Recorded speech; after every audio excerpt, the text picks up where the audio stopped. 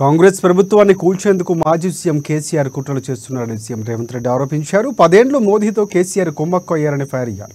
బీఆర్ఎస్కు ఒక్క సీటు వచ్చినా మోదీకే మద్దతు తెలుపుతున్నారని తెలిపారు. గత 10 ఏళ్లలో మోదీకి వ్యతిరేకంగా కేసీఆర్ ఏనాడు యుద్ధం చేయలేదని రేవంత్ రెడ్డి అన్నారు.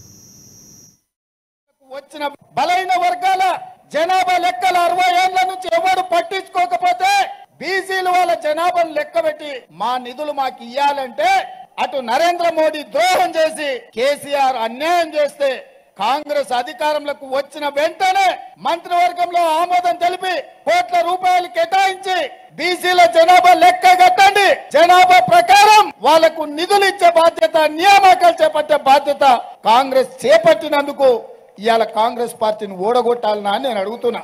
ఇదే కాదు, తెలంగాణ ఉద్యమంలో నీళ్లు నిధులు నియామకాలు అన్నాడు.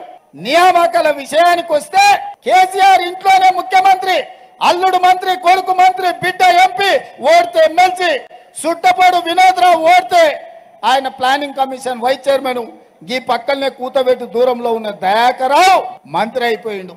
నీ సుట్టపోళ్ళు అందరికీ ఉద్యోగాలు వచ్చినాయి, నియామకాలు జరిగినాయి. 30 లక్షల తెలంగాణ నిరుద్యోగ యువకులు పబ్లిక్ సర్వీస్ కమిషన్ లో నమోదు చేసుకుంటే ఏనాడైనా పోటీ పరీక్షలు నిర్వహించినవా? నిర్వహించిన పరీక్షలు ప్రశ్న పత్రాలు జిరాక్స్ సెంటర్ల పల్లి బఠానీల అమ్ముకున్నారు. పరీక్షలు నిర్వహించకుండా నిరుద్యోగుల ఆశలకు గండి కొడితే పిల్లలు రైలుకు ఎదురయ్యి రైలు కింద పడి చచ్చిపోతుంటే ఫ్యాన్లకు ఉరేసుకొని ప్రాణాలు తీసుకుంటుంటే ఏ ఒక్క రోజైనా చంద్రశేఖరరావు ఆలోచన చేసిండా?